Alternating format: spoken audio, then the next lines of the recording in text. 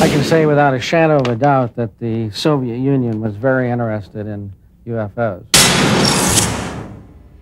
It would not be surprising if saucers had crashed in the Soviet Union. This is so far the best footage of an alleged crash UFO or a dead alien that I've seen so far.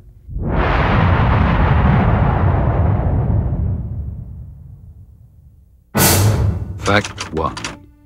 For over 5 decades, Western governments have been collecting information on UFOs in strict secrecy. Fact 2. So did their counterparts behind the Iron Curtain. Fact 3. Now that the Cold War is over, the truth is finally out. The notion that life from another world may have visited our own is an intriguing one. Many say that it is true and that documentation exists to prove it, but that proof has been kept hidden from the public for over 50 years. With the end of the Cold War has come some intriguing, if not surprising, revelations. Western governments apparently have not been the only ones gathering information on UFOs in brutal secrecy. Hello, I'm Roger Moore.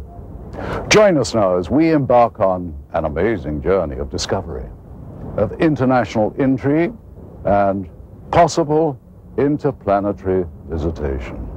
Join us as we search for the secret of the century.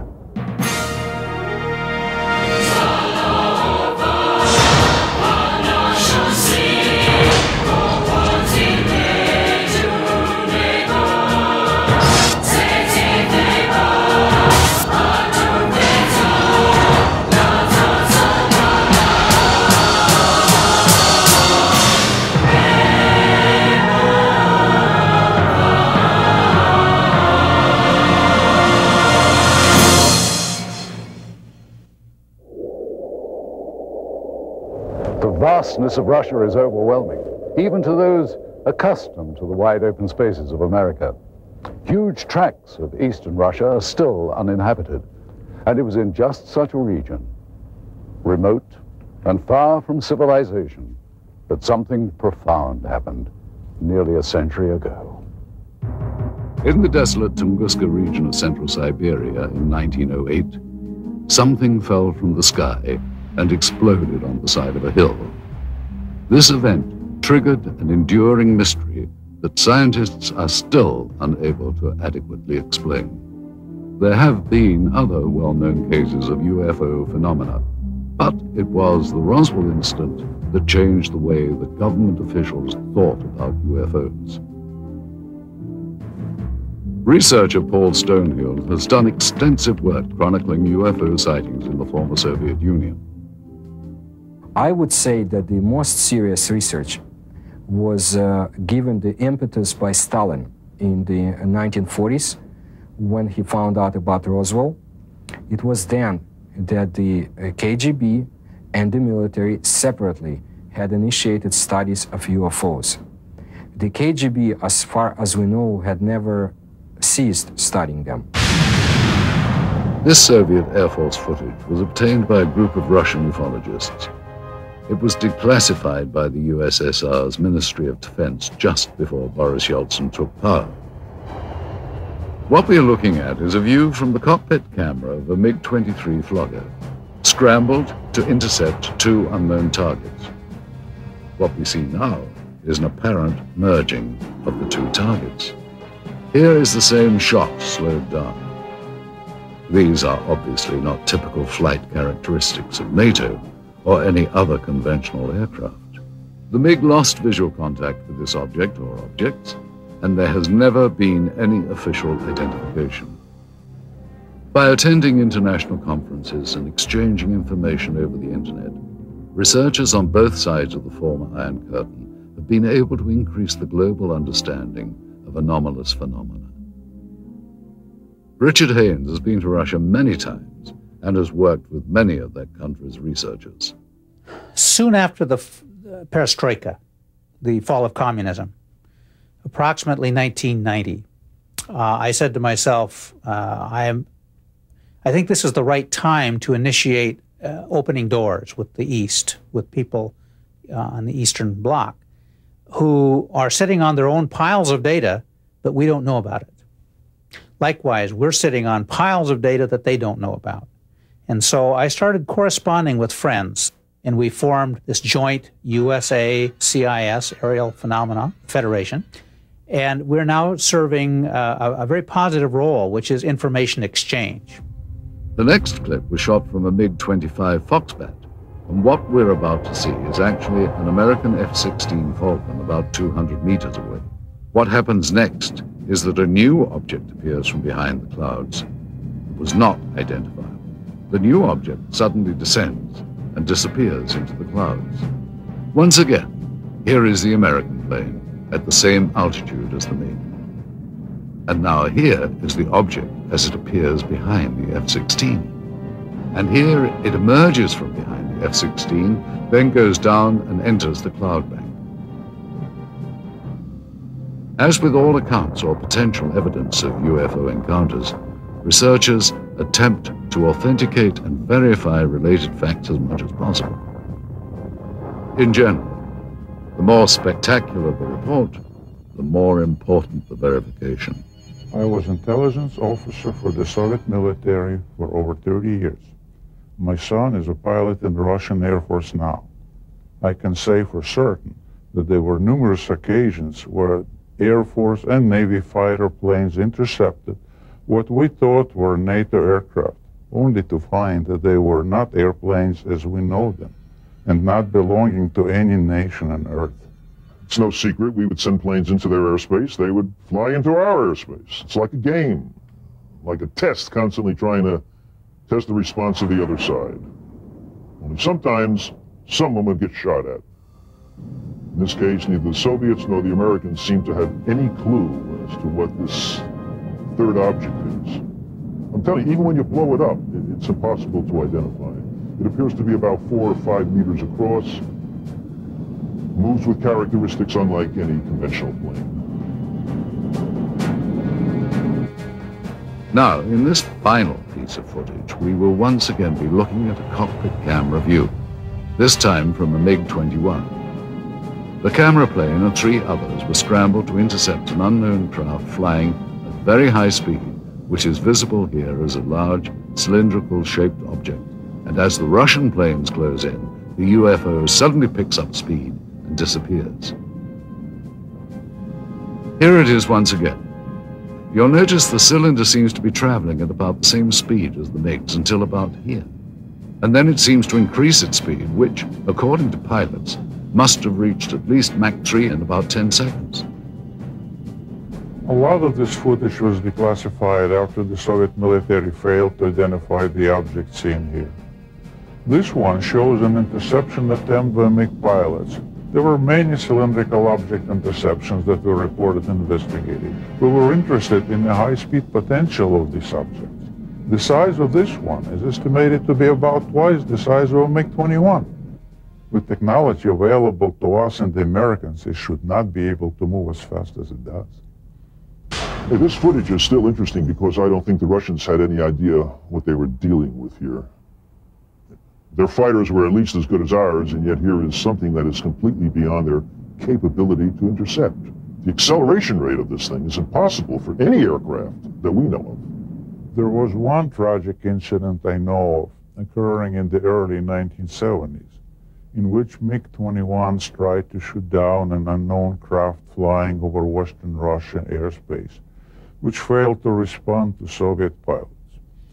The pilots used standard intercept procedure to expel foreign planes out of Soviet airspace. When the craft did not respond, the pilots were ordered to lock on missiles. At that point, both jets were destroyed by some weapon not known to Soviet military. Both pilots perished. There was an effort within the Air Force to make it look as if the fighter planes collided, but investigators I knew personally at the time said it was not collision. They were shot down by something. The NSA intercepted a radio transmission that we were copied on. Apparently, the Russians lost a couple of MiG-21s or 23s. They were trying to intercept something unidentified. All I know is it wasn't one of ours. You know, our department received a number of stories like this involving the Soviet military and UFOs. One of the most intriguing stories we came across was first told in the new book, UFOs in the USSR, by Russian author Veniamin Grigorievich Vereshchagin. He recounts the crash of an extraterrestrial craft and subsequent recovery by Soviet officials in the late 60s. Существует свидетельство тому, что осенью 1968 года there is evidence to the fact that in the fall of 1968, there were reportedly a lot of UFO sightings in the area of Sverdlovsk, currently known as Ekaterinburg. 27 ноября многие жители поселка Березовский Свердловской области On November 27, many residents of Berezovsky Sverdlovsk area observed several fireballs moving across the sky. Вдруг один шар стал падать. One of the balls began going rapidly down, and after that there was a loud sound of an explosion. Через несколько дней после этого происшествия In a few days, a Sverdlovsk paper published an article в которой говорилось о том, что взрыв, услышанный многими, which said that the explosion had taken place on the territory of a grain storage unit due to the carelessness of some workers. But the article also mentioned that the residents of this area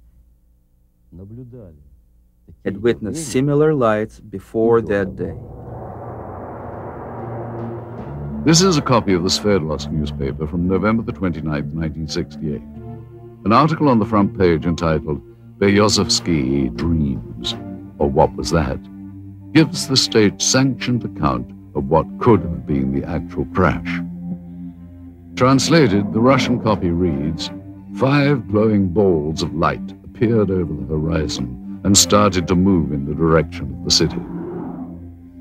4 of the objects moved in opposite directions, while the 5th began to rapidly lose altitude and soon completely disappeared behind the forest terrain. Several seconds after its disappearance, there was a deafening explosion. And in typical Soviet fashion, the paper cites the official statement. The blast had taken place at the grain storage unit number 27. The explosion was caused by one of the employees who had violated the safety code, resulting in a charge of negligence. He was sentenced to restitution of the material losses suffered by the state. What helps make the account in Vereshchagin's book so compelling is the existence of several reels of film which seem to back up the story. While rumors of such film first began circulating some years ago, it was not until Vereshchagin led us to the black market dealer in possession of these materials that we got our first look at what could be remarkable new evidence. If this film indeed corresponds with Vereshchagin's story, what we are looking at is the scene of the crash site in Berezovsky as viewed by a camera on top of a military truck. The focal point of this scene is here, and indeed appears to be a disc embedded in the ground. Here we see soldiers exiting the truck, led by a captain. The troops are met by another officer, this one a major, and then they join other soldiers and officers already on the scene. This footage is one of 4 reels of film acquired during our investigation. The 2 groups that have, without question, been exchanging information freely are the Russian and Western ufologists. It's with a sense of full cooperation that much of the formerly sensitive information has surfaced. At one end of the spectrum are simple UFO sightings which are often accompanied by film or video footage. At the other end are accounts of actual contact with alien beings for which most bona fide researchers retain a healthy dose of skepticism. Interestingly, many psychiatrists and psychologists have placed considerably more credence in stories of alien abduction than ufologists. Though no such encounters have been officially reported in the former Soviet Union, and in spite of efforts by the government to deny their existence, documented cases do exist. Typically, the abductee reports seeing a blinding white light, usually hovering high above.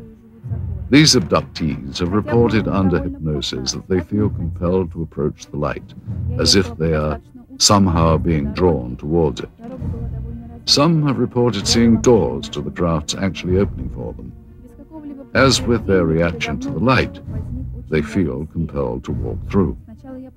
Most abductees have not been able to describe the interiors of these crafts, other than recalling swirling mist and bright lights. Most reported alien abductions include harrowing accounts of medical experiments. Subjects describe an examination room of some kind. Many have reported strange probe-like tools being used on them, and they recall the frightening sensation of being examined, though simultaneously being unable to do anything about it. Typically, the abductees will then find themselves back where they were when they first saw the light, having no recollection of what just happened. Other times, however, upon checking their watches, they discover that several minutes have passed without their ability to account for it. They literally have lost time. Many abductees have their memories triggered by a mark found on their bodies, the kind they would associate with a needle or some other medical instrument. And not surprisingly, no such report has ever been verified 100%. And yet these stories continue to proliferate. Are these people really being abducted by aliens, or, as some now claim, by members of a secret government agency? The austere building behind me once housed what was undoubtedly the world's largest and most feared intelligence agency. Why would the KGB be so interested in what many consider to be science fiction? From the beginning of the communist era, the Soviet leaders relied on a strong secret police to act as watchdog and often executioner for their rule. This was not a new concept for Russia. During the rule of Tsar Nicholas, the secret police was everywhere, its agents spying on everyone. There were agents watching every train station, hotel, and theater. Shortly after the Russian Revolution, the first Soviet government approved the creation of their own secret police. It soon became a powerful mainstay of the Soviet system. To ensure the continuation of communist rule, the main domestic role of the secret police became to seek out counter-revolutionary views and ensure that those holding them were dealt with. After the death of Stalin in 1953, the secret police became known as the Committee for State Security, or KGB. As the Cold War heightened under Khrushchev, this was also the era that boasted the growth of the KGB's image as an international spy agency. Foreign espionage was at its height. According to Western authorities, the KGB managed to infiltrate every major Western intelligence service. During the height of its existence, the KGB was the largest secret police and espionage force in the history of the planet, with more than 300,000 agents. Its body consisted of 17 separate units charged with such concerns as counterintelligence, foreign espionage, and internal security. The division known as the Scientific and Technical Directorate was the unit responsible for the acquisition of top-secret technological information and materials, including those not originating on Earth. The government body that had the most interest in anomalous activity was very possibly the Soviet military. Did high-ranking officers of the Russian armed forces really believe they could gain a military advantage from UFOs? Though there has been much speculation on the exact nature of the Roswell incident and reports of actual alien beings, conclusive evidence of such encounters has proved elusive. In 1997, the U.S. Air Force issued a follow-up to its earlier Roswell report, which they subtitled Case Closed. They try to account for the stories of aliens by suggesting these were simply crash test dummies misidentified. So it was with a sense of both excitement and caution that we examined the footage recently recovered in Russia. This reel contains images of what appears to be a scientific or medical examination of organic body parts. The individuals seen here appear to be forensic pathologists or biological research scientists. Speaking in Russian, they are seen inspecting the specimen, the leader of the procedure describing his actions and the measurements they are taking. After several minutes of this, there is a change in camera angles.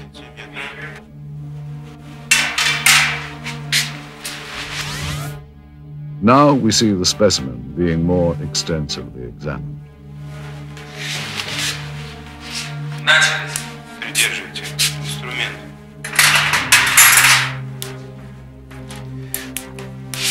Ткани разрезаются тяжело. Пробуем кусачки. Придерживайте. Ребра пытаюсь перекусить. Так, нож. Tools are used to cut open what the leader constantly refers to as tissue. Что-то белое попадает. Очень ригидные ткани. Давайте попробуем другим. Придерживайте.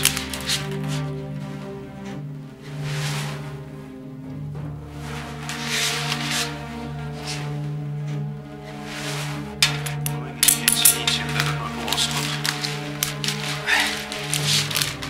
Инструмент. Нет, пинцет. He also describes parts that are removed as resembling various organs. Записывайте, достаем внутренние органы, надрезаем похожую на клетчатку внутреннюю ткань. The camera angle changes again. And finally, the scientists are seen posing for the camera, holding up various samples of the dissection. If this footage is authentic, it represents one of the greatest scientific discoveries of all time. One must wonder where this film was shot and what happened to the specimen seen. If this is footage of a genuine scientific examination, what happened to the results? What did the Soviets learn, and what have they done with that knowledge? Did agents of the KGB have reason to keep this secret for so many years? Certainly there are more questions here than answers. Russia has had countless UFO sightings. Some have been explained, some have yet to be explained. The best known events are the Dawnagorsk and Tunguska incidents. Many UFO researchers feel that the most important Russian incident in terms of known crash recovered materials is the Dawnagorsk occurrence. Antonio Huneas agrees. It's the best documented crash because we do have the fragments. They have been analyzed. It was a small probe. It was not kind of a big object, but something crashed on a hill in Dawnagorsk in January of 1986. Witnesses described the object as a sphere of light streaking across the Pacific region north of Vladivostok. Investigators later recovered materials including balls of lead and iron, bits of glass, and a fine mesh netting, all of which were tested and are proven to be highly enigmatic. The head of the research team concluded that the Dawnagorsk object was most likely an artificial space probe of non-terrestrial origin. Russia's best-known event, the Tunguska sighting, is sometimes referred to as the Russian Roswell.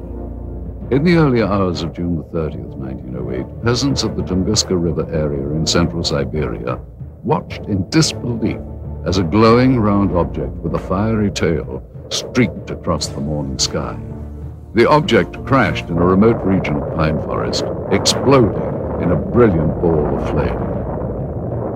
Residual firestorms lasted for weeks and destroyed an additional 10,000 kilometers surrounding the crash point.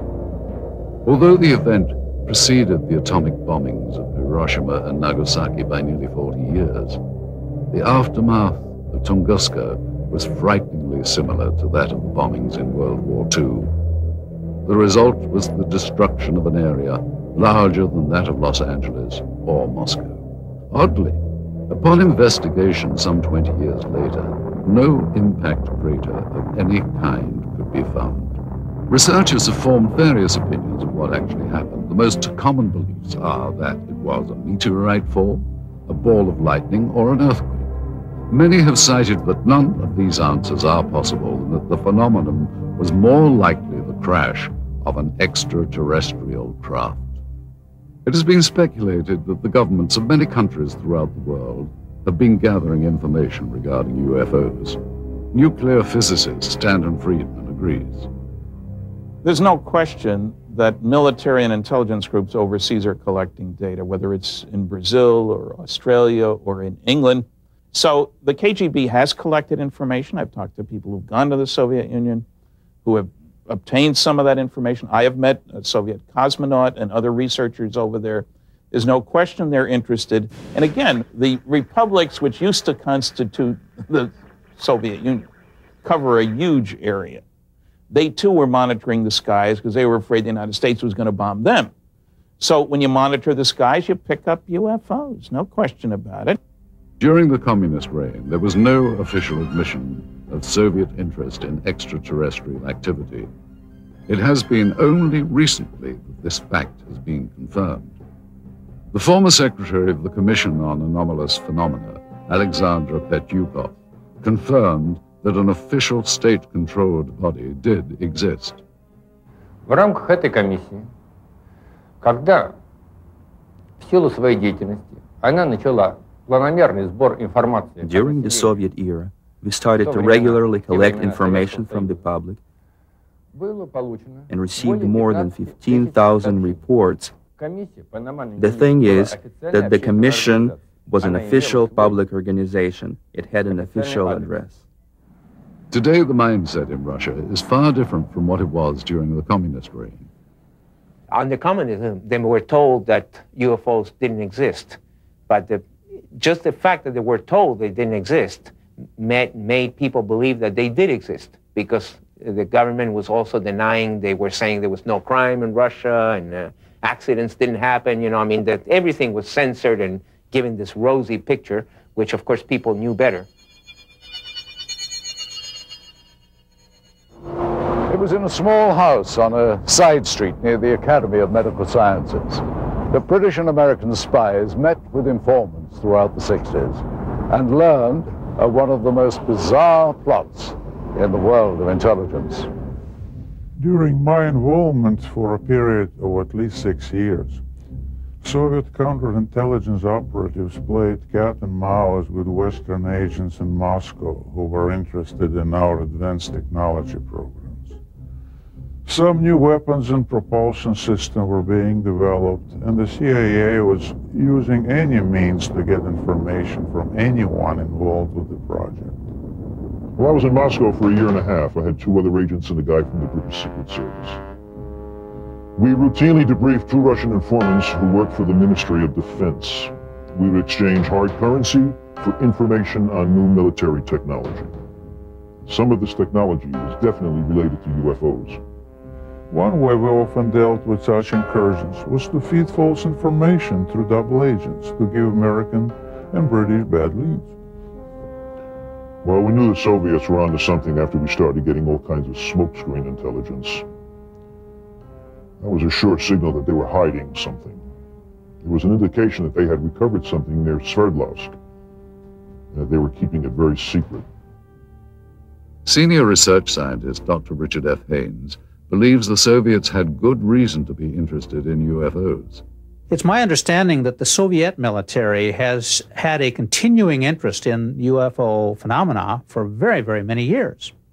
And the reason being that their air traffic controllers, their radar sites, their military pilots had been reporting things, just as ours had, and they had no explanation for them. And so the first possible explanation would be that it's a foreign nation test or espionage or something like that of a military nature. And if you're in the military yourself, then you take that very seriously and you explore it. This film footage certainly seems to depict interest by Russian military personnel in the object that is seen sticking out of the ground. Soldiers, officers, and civilian-clothed agents are deployed around the site, and they appear to be both guarding and examining the object. This is what we found on one of the 4 reels of film obtained in Russia. After viewing the footage, we were able to determine that it was most likely shot with 2 separate cameras. One apparently a handheld camera, which starts out on the approaching truck, and a second one seen here on a tripod. As the soldiers march past, you can see the cameraman turn to follow the troops. Here we cut to the other angle, the point of view from the tripod camera. And here you see the handheld camera as the truck pulls up.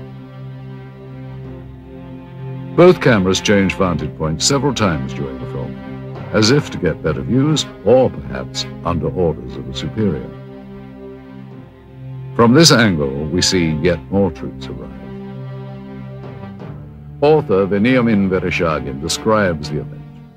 Весной же 1969 года рабочие местного совхоза In the spring of 1969, a collective farmer found some strange remains in the forest not far from Berezovsky и сообщил об этом, and reported that to the local security organs, те в свою очередь who in their turn asked the neighboring military division of air defense troops, PVO, to provide assistance with the investigation. On March 1969, 2 KGB officers examined the discovery site and sealed it off. Вы знаете, в дальнейшем события приняли более такой масштабный характер. По просьбе КГБ были привлечены. On the KGB request, a Soviet army unit was brought to the discovery site, и в результате уже очень тщательных обследований были найдены. After close examination of the place, they found some wreckage debris of a disc-shaped object частично partially sunken to the ground. Поначалу органы безопасности предполагали, At first, the KGB thought that the debris американскому разведывательному самолету или came from an American spying plane or a Soviet spaceship. George Filer, a retired Air Force intelligence officer who was stationed at Langley, is not surprised the Russians were so interested in this object. We found that the Soviets would pay to get information on UFOs as opposed to, we'll say, an F-111 aircraft, that they were, in a way, more interested in UFOs than some of our latest aircraft. And here you see the man who is probably the head KGB agent directing the cameraman to point his camera toward the disc. A total of almost 1,200 feet of negative were recovered just on this crash site. It is possible that more film was shot, but this is all that we were able to obtain. None of this film depicts the removal of the disc itself, and at no point do we see inside the object. From this angle, we do see the handheld camera shooting behind or inside the disc. However, that footage, if it was, in fact, ever shot, was not included in the cans of film we acquired. We can only speculate that it may still be at large.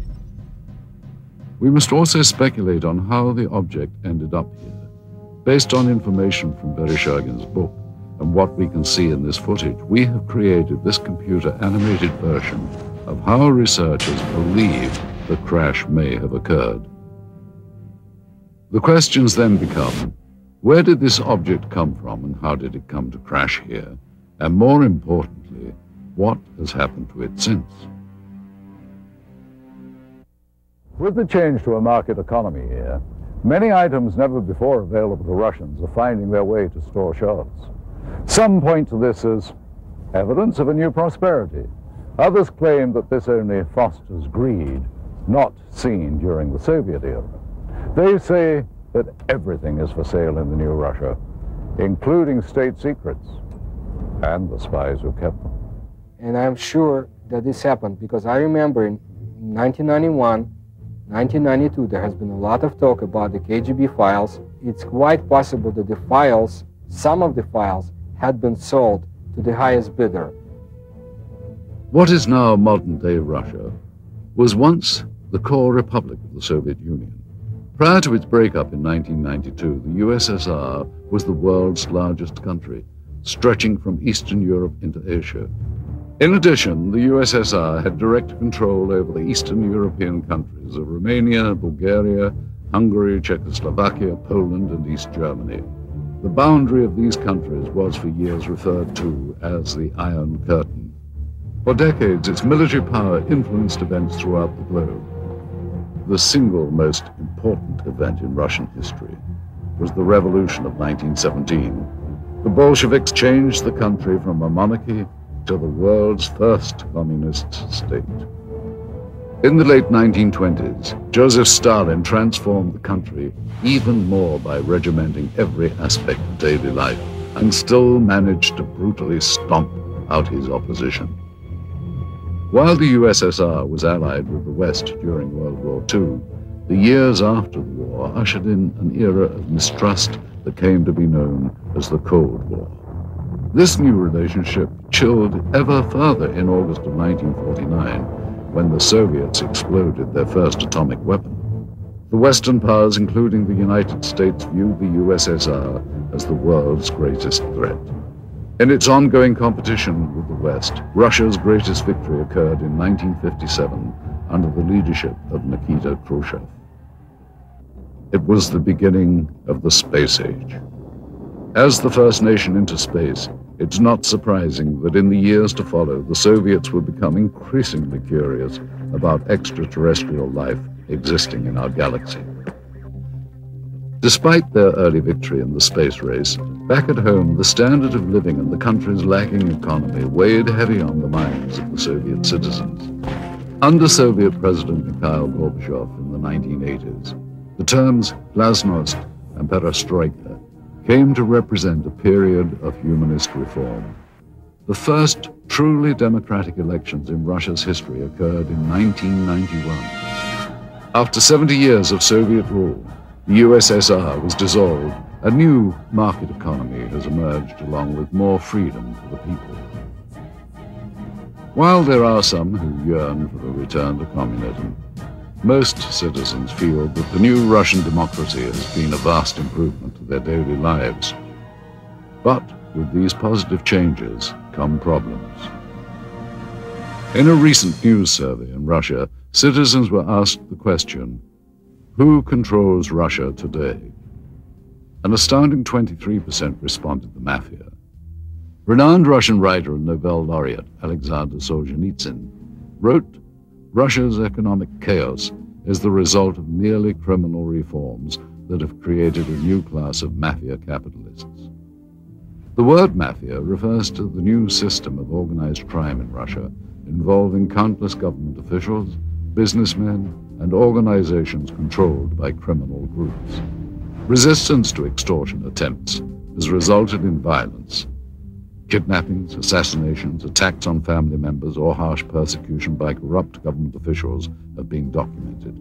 Dozens of bankers were kidnapped and assassinated by the mafia in the first few years of Russia's independence, when organized crime was taking control over the country's financial system. Having eliminated its rivals in such a brutal manner, the Russian mafia is now in a position of great power. What the future holds for the Russian Republic is uncertain. What is certain is that in the next Russian elections in the year 2000, the interests of big business and those with money will be well represented, and undoubtedly so will organized crime. Mafiocracy, as it has been called, might become the totalitarianism of the new millennium. With the collapse of the Soviet Union, many changes have come to Moscow and the rest of Russia. Gone is communism and the strict controls that once governed daily life here. Please understand, Russia has always been a secret society. Just recently, we found out that the secret police had kept records on UFO phenomena. And some of them had been released only recently. Some, not all, coming to light now. Case in point, the intriguing film footage we had acquired. Proof, some say, of alien visitation. Being that this material is of such sensational nature, we had many questions regarding its history.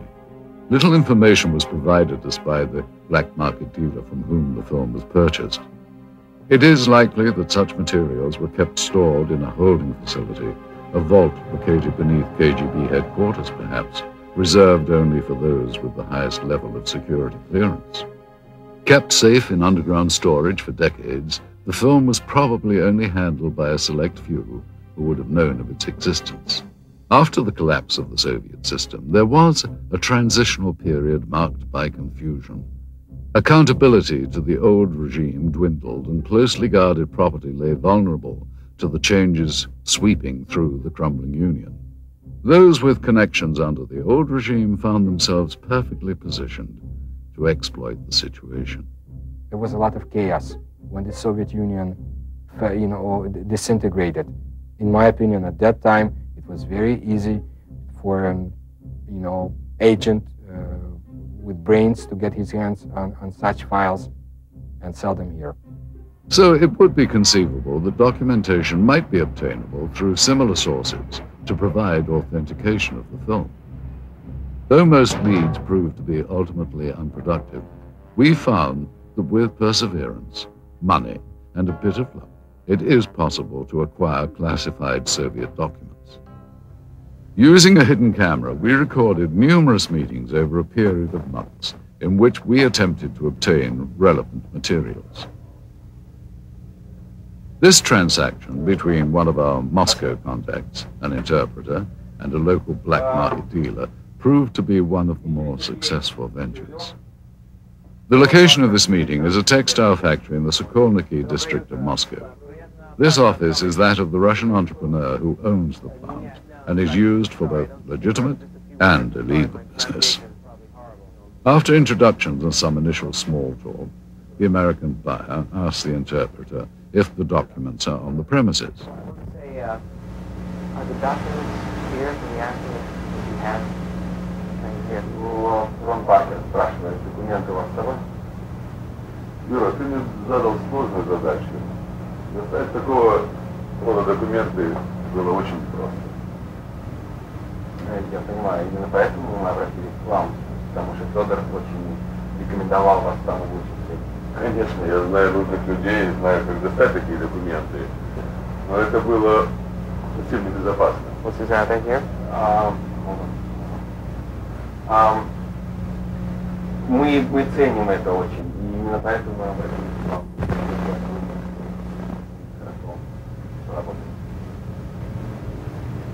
The businessman tells him that he has had difficulty in obtaining the documents and the price has gone up. He is told that it is impossible to come up with any additional money. Да, мы договорились, ты должен понять, что достать такого рода документацию это совсем небезопасно. Не, я понимаю. We only have 10,000. Да, у нас только 10 тысяч, понимаете, в этой сумке. Ну, не знаю, 10 тысяч. Но мы договаривались с вами. Первоначально. Да, мы договаривались, но... I mean, I can't go out and... Это очень сложно, нет, я нужно это понимать. Я понимаю, Дмитрий Ильич, я отлично понимаю, но вы понимаете, здесь вот в данный момент находится только 10 тысяч. Мы не можем сейчас найти где-то еще вдруг никто несет 5 тысяч. After consultation with his associate, the seller finally agrees to honor the original price. Давай, бабки, ладно. The files are then removed from a safe and given to the interpreter to inspect.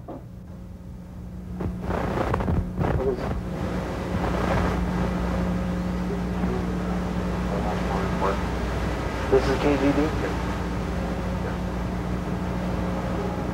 Yeah.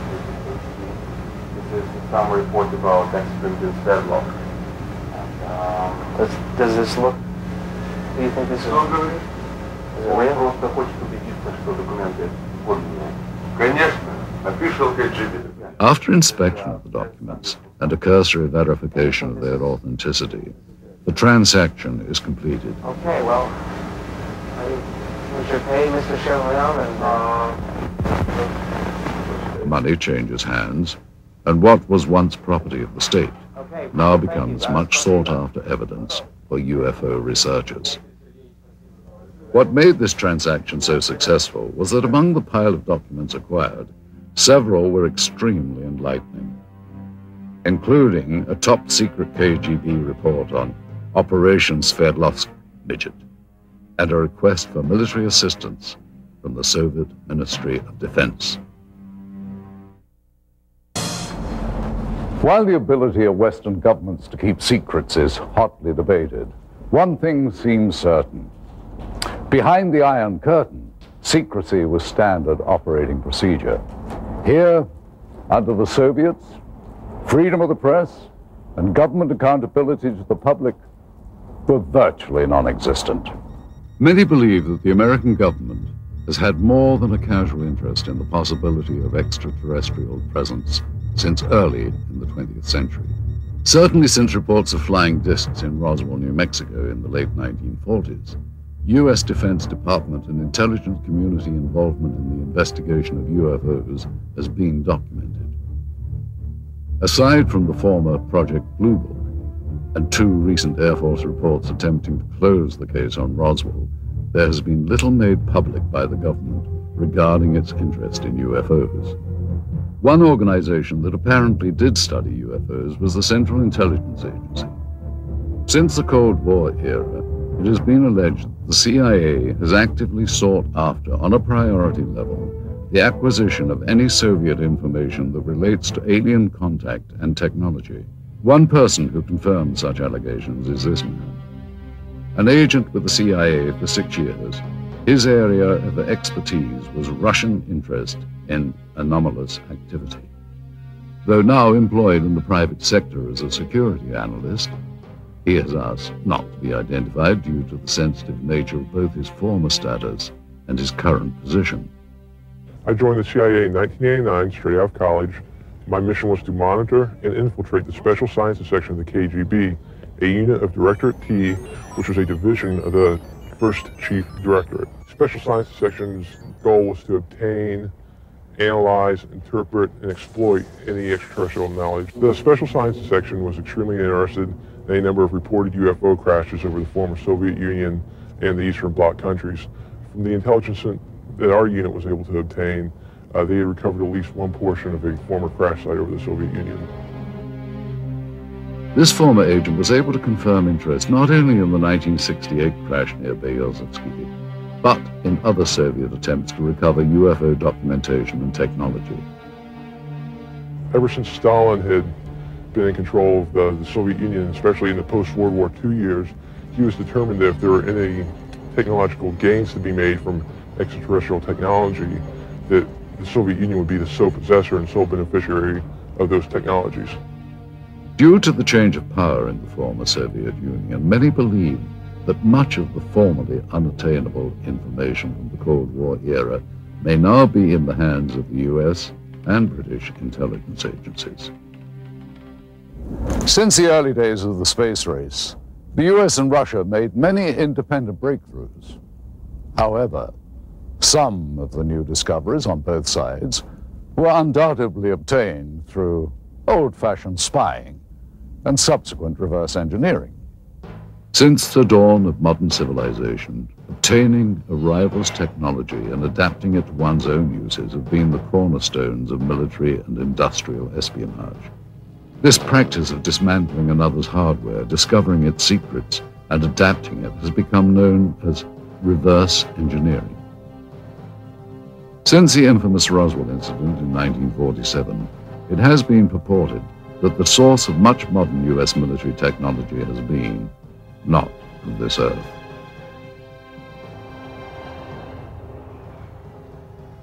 A number of technologies were either partially inspired or wholly inspired from what was recovered at Roswell. It's amazing that when you look at the profiles from both the sides and from dead on, how close to stealth technology and spy plane designs that the Roswell ship resembles. We firmly believe that she is the design Rosetta Stone and the holy grail for aerospace design technology. According to witnesses and UFO researchers, debris supposedly collected from the site indicated a technology superior to any existing on Earth during the post-war years. The possibility exists back in the 40s that because all this new technology came out of Germany, we had scientists from Germany that either we were testing new advanced concepts to us at the time, these rocket engines, which were brand new to us, or this was some kind of smokescreen, if you will, to hide or to put the Russians off guard, make them think we were further along than we really were. And there's been a history of misinformation on both sides trying to keep each other off guard, and that very likely is one of the possibilities. If it wasn't Roswell, we're probably doing it some other place. Such advances as the Hubble telescope and the Super Arbeck missile engines are rumored to have benefited from alien reverse engineering. In addition to Roswell, there is another name heard frequently with regards to reverse engineering. A military facility located in the Nevada desert, commonly known as Area 51. One theory is that Area 51 is the hub of alien reverse engineering. But is the United States the only military power to have engaged in this secretive development of military technology? Or did Soviet military and intelligence organization reverse engineer technology from alien spacecraft that may have been recovered in Russia? Do the Russians have their own version of Area 51, located somewhere in the uninhabited parts of their vast country?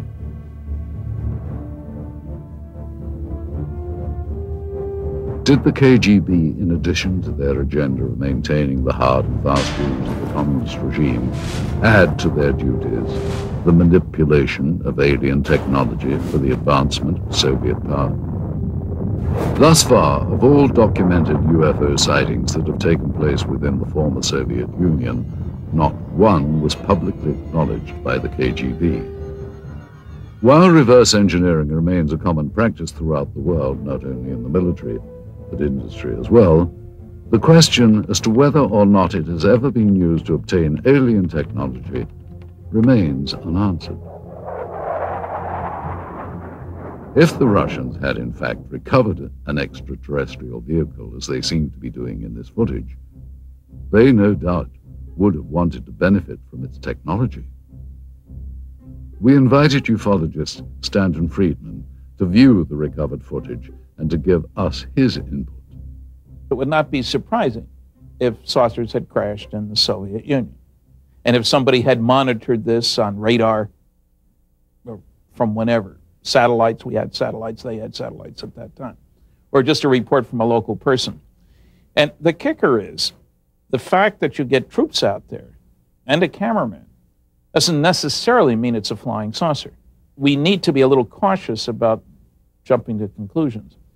Now, I think that film is worth a detailed investigation. Those things cost a lot of money, actually, to go over it. You have different specialists looking at it. Are the uniforms correct for the time frame? Is the film actually made in the Soviet Union? We asked Russian film expert Sergei Goncharov to examine the film for its authenticity. He first explained the background of the film cans. And this is the name of the factory that manufactures the motion picture film in the city of Pereslavl.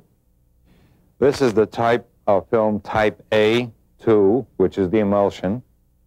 After Sergei examined the cans, he felt that they were authentic and consistent with the area and time period from which they had allegedly come. Now that we've looked at the cans, the next thing to do was to actually find out if the film itself had any markings on it.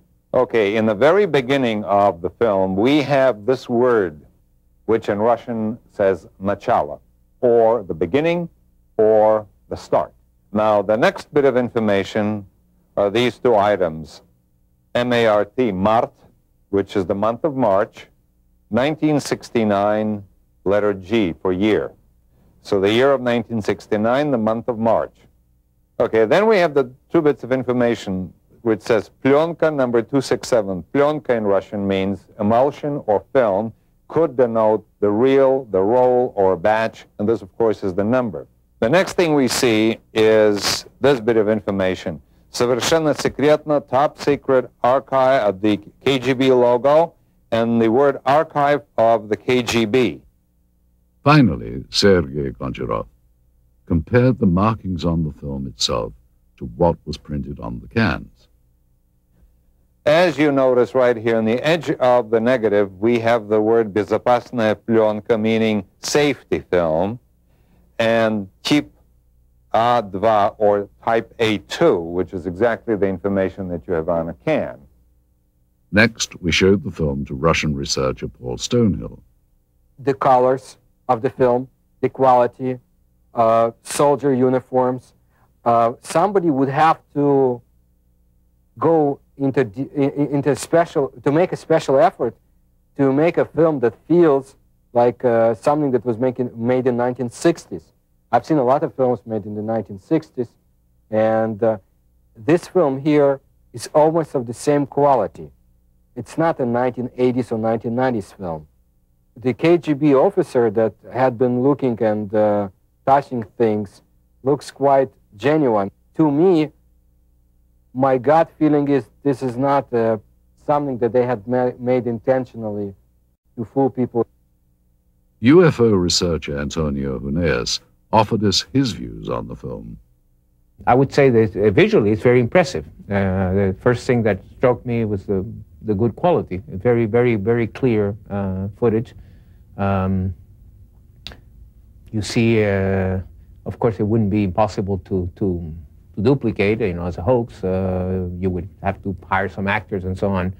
But it was quite well done. Of course, it could even be some kind of disinformation too. That the KGB was quite notorious about doing disinformation. For what purpose, I don't know. But they might have done some kind of training film or something to. Of course, if it was disinformation aimed against the Americans or something, we never heard of it. So that's also dubious.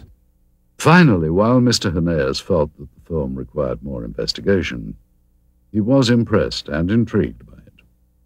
Well, I would say that if this is real, and I do not have the elements to make that judgment, this is so far the best footage of an alleged crash UFO or a dead alien that I've seen so far. To appreciate the difference in attitude here with respect to such unconventional science as the study of UFOs, it is important to understand some of the cultural contrasts between Russia and the West. For hundreds of years, Russian culture has been steeped in religion, mysticism, and superstition. In the times of the Tsars, it was not uncommon for there to be an official court mystic, the most famous of these being the priestly soothsayer Grigory Rasputin during the reign of Tsar Nicholas. Even though religious expression was suppressed, it is now making a resurgence, and the many places of worship in Russia are once again housing congregations and becoming a big part of daily life. Russians seem to have an open-minded attitude towards the paranormal and such unconventional sciences as the study of UFOs. During the Soviet era, some of those voicing their beliefs in extraterrestrials were subjected to criticism and censure by Soviet officials. Russian author Yuri Alexandrovich Fomin claims that he has had such experiences. I was summoned to the regional party committee and asked to deliver a lecture on UFOs for the employees of various scientific research institutions. I agreed. After that lecture, the head of the regional party committee suggested that everyone present should take a stand and subject my lecture to criticism. But that didn't happen. All the people who listened to my lecture would say, "This is sort of interesting. This needs to be studied and examined." And then the head of the party committee said, "You're here to express your agreement with the official reaction to this kind of lectures. And you instead are trying to make sense out of the facts." While the communists said they weren't interested in UFOs, many around the world were. Some claim that sightings date back hundreds, if not thousands of years. Much like their American counterparts, many modern Russian citizens are very open to the possibility of the unusual. Many people become victims of tabloids, like Americans today. However, so much information had been collected, and people read about it in underground magazines, have heard about it, that they believe in the extraterrestrial explanation of UFOs, not so much time travel, but as the extraterrestrial. And people in Russia also are more cynical than the Americans in their approach to information, simply because everything was a lie. Both Americans and Russians believe they have been lied to by their government about many things, including extraterrestrial research. When Russian researchers, headed by former Soviet naval officer Vladimir Shasha, petitioned the Soviet government for official records regarding UFOs, they too were met with a lack of cooperation. We sent an inquiry to the archives of the Ministry of Defense and to the archives of the KGB. We got a response that neither KGB archives nor the archives of the Ministry of Defense have any data regarding this incident. If there is mistrust of the government by Russian and American citizens, it's not without good reason. For Russians, it was more than 70 years of communist rule. For Americans, there has been a steady erosion of trust over the last 30 or 40 years. For Americans, the knowledge that their government was not being honest began in the 1960s, when the war in Southeast Asia escalated with secret bombing campaigns in Cambodia. In the 1980s, arms were sold to support the Contra anti-communists in Nicaragua, in violation of U.S. law and without public knowledge. God bless America. It's no wonder that many American and Russian citizens doubt the honesty of government officials. How paranoid is the belief that their governments could withhold knowledge of extraterrestrials?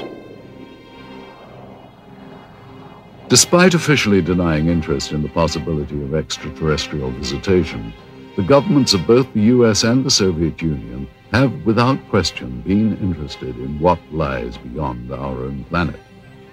Man has always been intrigued by the notion of life elsewhere in the galaxy, and both the American and Russian space programs represent a considerable investment to explore the unknowns of our universe.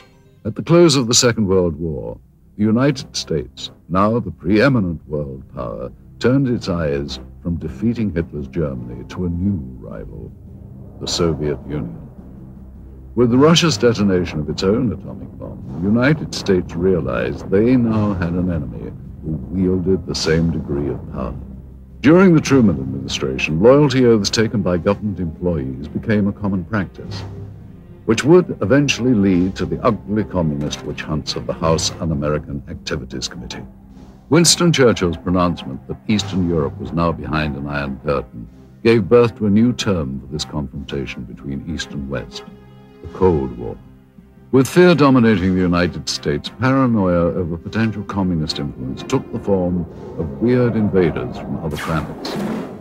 The possibility of a Soviet invasion was too frightening to contemplate.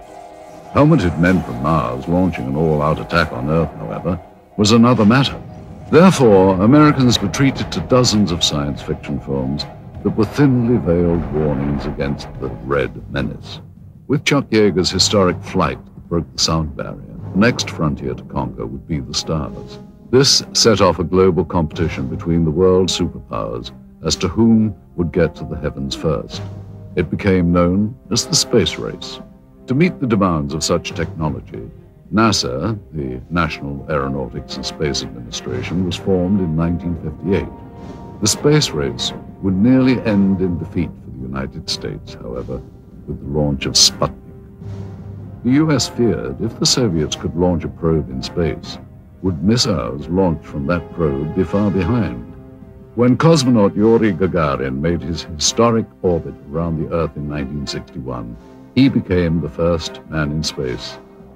The United States realized their only hope of beating the Soviets was to have the first man on the moon. And in this dream, they would find a passionate champion. It was President John F. Kennedy's promise to have a man on the moon by decade's end that shot the space race into another dimension. It would not be until Neil Armstrong's historic first lunar step on July the 29th of 1969, however, that Kennedy's dream would be fulfilled. In years to come, the cumbersome NASA rockets would give way to the more streamlined and modern space shuttle. Even before the fall of communism, a new unity would develop between Russia and the United States. The petty rivalries of the past gave way to a new cooperation, which would culminate in the joint Russian and American crew of the space station Mir. Modern astronauts like Dr. Michael Foale would make history working with their Russian counterparts in space. At long last, the demons of the Cold War had been silenced. The first human beings in space were Soviet. Were the Russians also among the first to encounter beings not from this Earth? This footage, which seems to depict Russian pathologists dissecting what appears to be a non-human life form, requires further analysis. We once again asked Stanton Friedman for his comments. I don't know what to make out of it. I'd certainly say it's worth further investigation. By my standards, it's in my gray basket. Not black, not white, maybe. Worth following up on. We then asked film expert Sergei Goncharov if he thought that the film's characteristics on this reel were consistent with the time period from which it was supposedly shot. It certainly is consistent with the information on the can. It is negative. It's got the negative perforations. It's exactly what the information on the can indicated. Sergei explains the significance of a flash frame, an interesting and possibly important characteristic of the film that was discovered. All right, now, a flash frame, this is, of course, a flash frame is that piece of film that is, when you push the button on the camera and you start exposure and you stop the camera to stop the exposure, and then you restart the camera again. By virtue of inertia, the camera will sometimes expose either a flash of light, or if you point the camera away from the person in front of it, you will see some other subject matter. Those flash frames appear between the takes and sometimes show things and people that are not part of the scene itself. You have people that have nothing to do with the information that you've seen on a film before or after. Again, an individual in uniform. You see these people performing a procedure. You have somebody in civilian clothes, people that you have not seen before, as this is in a flash frame segment, which was not meant to be as the procedure that was being photographed. Mr. Goncharov concludes that while the film's stock and camera techniques are consistent with KGB and Soviet government films of that period, he feels that the discrepancies with the subject matter require closer scrutiny. Anytime you have subject matter of this type, any additional investigation is worthwhile. Absolutely. Stanton Friedman was further intrigued by the medical techniques in the film. I don't know what to make of these guys with what seem to be medical instruments, certainly in a medical facility, judging by the stuff on the wall. And it's interesting that you can see their faces, which is interesting from two different directions. You can tell their identity if you could find people that look like that. And they're apparently not afraid of contamination, ingesting anything toxic. Now, that could be that they'd already gone through this routine and somebody had said, hey, there's nothing bad here. We then showed the film to Dr. Annette Ryan, a former lieutenant colonel with the Army Institute of Pathology. The first thing that I noticed is the way the doctors are dressed. They're dressed in these pristine white lab coats, and I think it would be more common for them to be dressed in scrubs or even butcher aprons, unless, of course, they know that they're being filmed and they want to look good. They also look very young.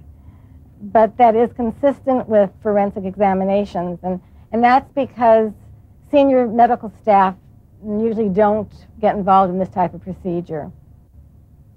I also noticed that they're wearing rubber gloves, but they're not wearing any other protective gear. They're not wearing goggles, they're not wearing masks, they're certainly not wearing any biohazard suits.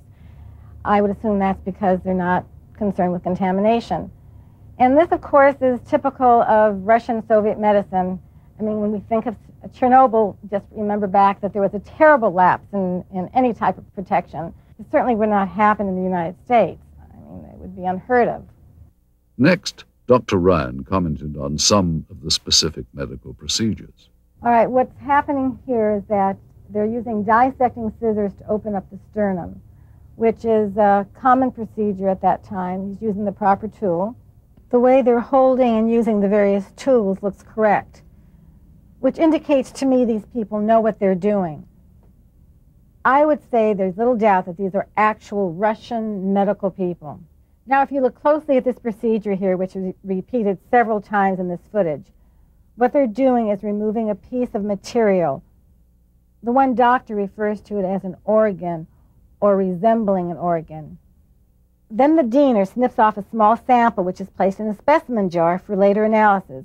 Well, that's exactly what would be done in a forensic case or in the case of scientific research, for instance, if some new species had been discovered. They would remove very small pieces for later chemical and microscopic examination. The lead doctor also mentions a structure he describes as resembling ribs. And here you can see what indeed resembles a rib cage, as if this was the torso of some anthropoid or human-like organism. Finally, though Dr. Ryan was unable to identify the subject matter, she believes that the techniques were consistent with those practiced in the Soviet Union during the late 1960s. We have little information about the specimen seen here, other than the pathologist's description and the KGB code name, Sverdlovsk midget. We wondered, though, how such a being might appear had it been recovered intact. Using only the images recorded on this film and the scant data available, technicians have constructed this 3D computer-generated model. Thus, with a bit of imagination and some forensic speculation, we have recreated what may have been the Soviets' possession of an actual being from another world.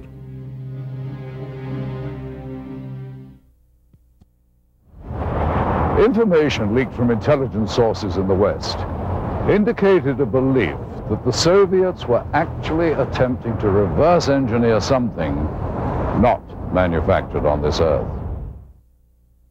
Whether we'll ever know the full truth about the supposed UFO crash in Berezovsky, one thing seems certain. If agents of the KGB or any other branch of the Soviet government did recover parts of a craft made by alien beings, they would have been extremely interested in examining all the materials very closely. No doubt Soviet scientists would have wanted to determine if the parts of the craft were truly of extraterrestrial origin. They would have inspected each piece down to the microscopic level and tested for various physical and chemical properties. And of course, they would have wanted to take advantage of any new technology they could gain from the recovered materials. We are unable to solve the puzzle of their physics. Our physics is based on quantum mechanics. Theirs is based on parallel worlds, a different kind of paradigm, a different understanding of history. It is similar to the effect of a TV set or a video camera would produce on people in the time when Pythagoras lived. Pythagoras would not understand it. That is the gap between them and us. That's why, however hard our engineers or technicians would try to decode their technologies, they would fail.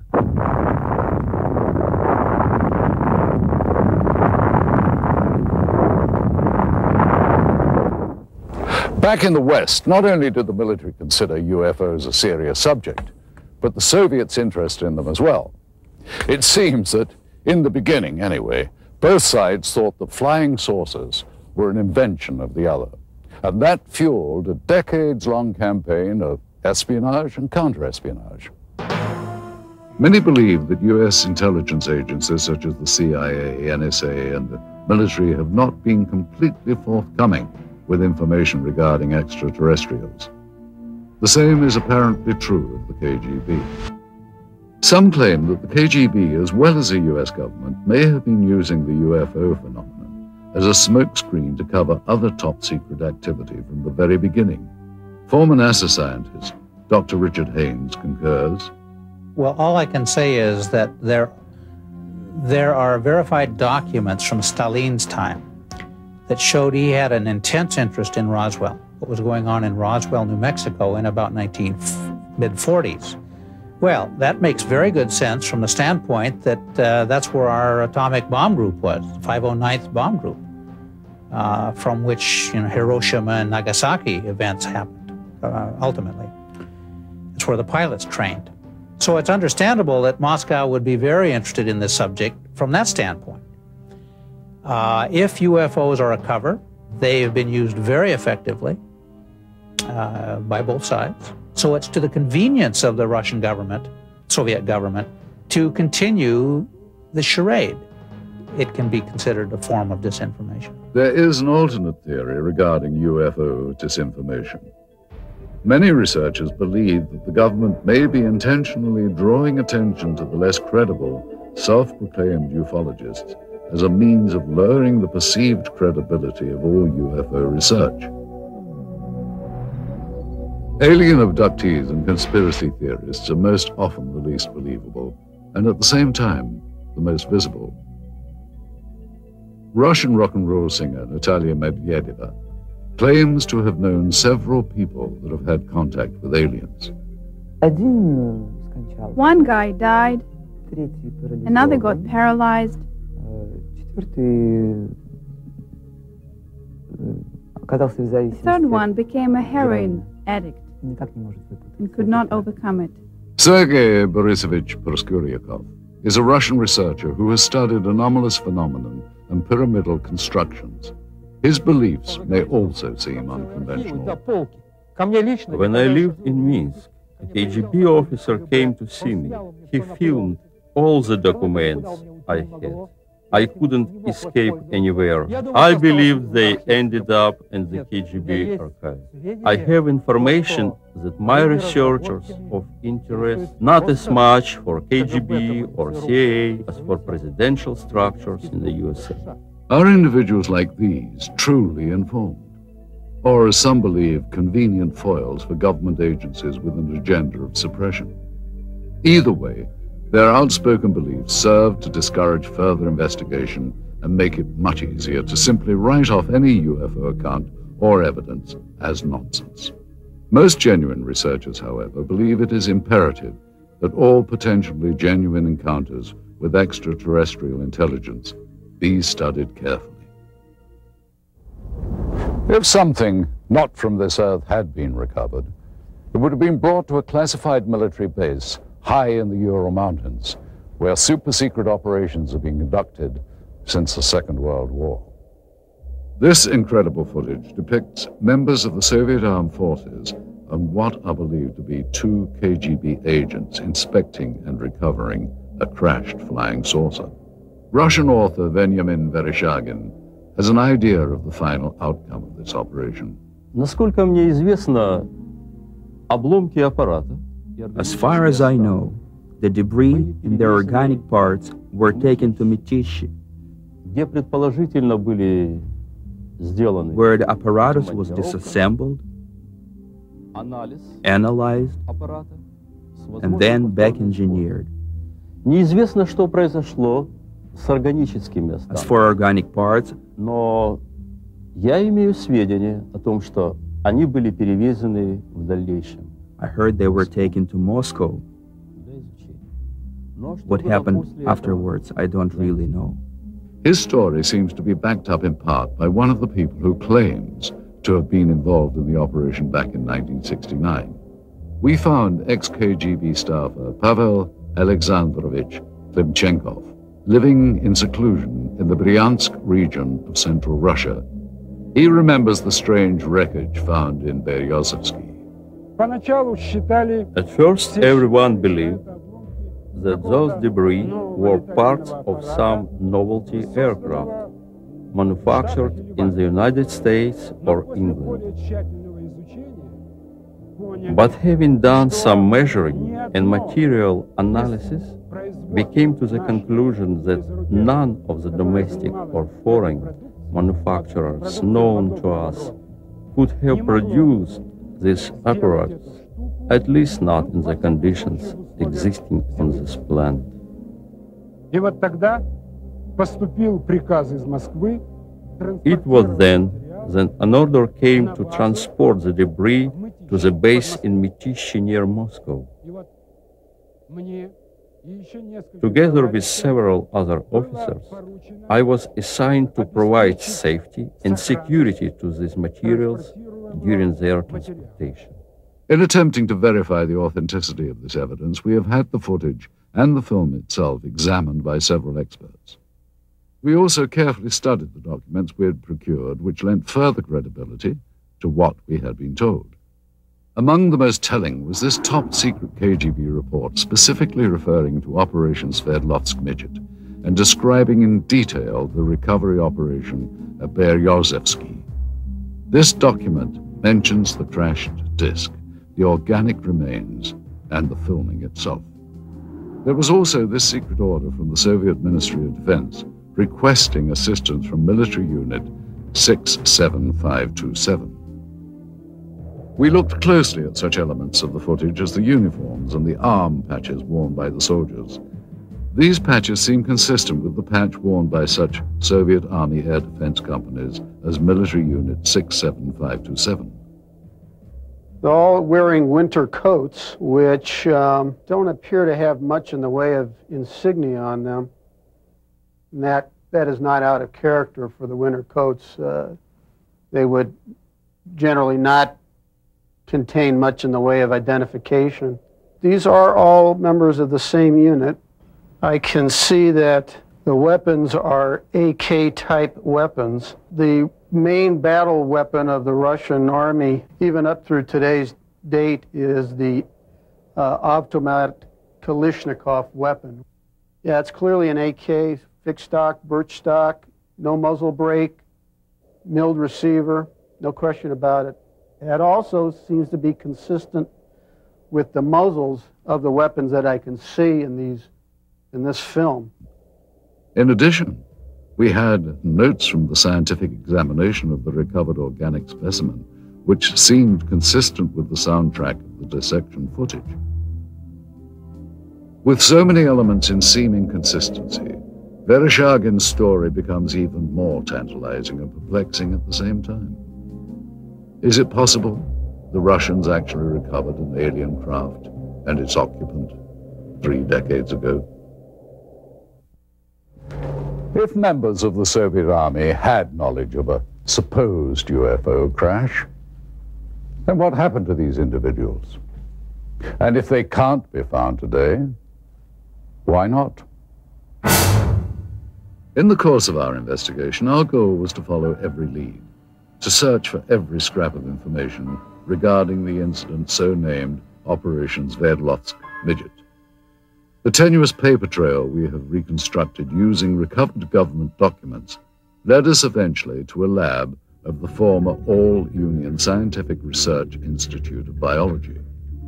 In attempting to obtain records on the individuals depicted in the dissection footage, we turned up these additional documents. 3 death certificates, all dated March the 24th, 1969, within a week after records indicate the examination was performed. Cause of death for all 3, cerebral hemorrhage. Dr. Ryan told us that the odds of this occurring naturally are next to 0. The former state-run institute is now a private teaching center known as the Moscow Medical Institute.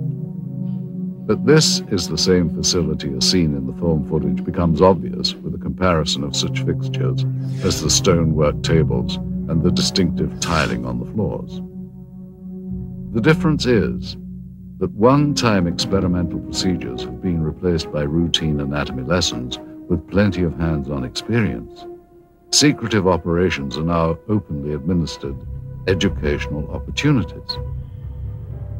But we did find in the basement of the building remnants of this facility's past, reminders of a time when procedures here were not open to the public or subject to public scrutiny. What were the Soviets experimenting on in decades past at the Research Institute of Biology? The answer to that question is still yet to be found. Indeed, many questions about the film footage and the alleged Operation Sverdlovsk Midget remain unanswered. Any extraordinary find, such as the apparent filmed record of a crashed spacecraft, or of what appears to be scientists examining parts of an alien life form, require further analysis. Yet it seems incredible that so many elements of this story from so many diverse sources appear consistent.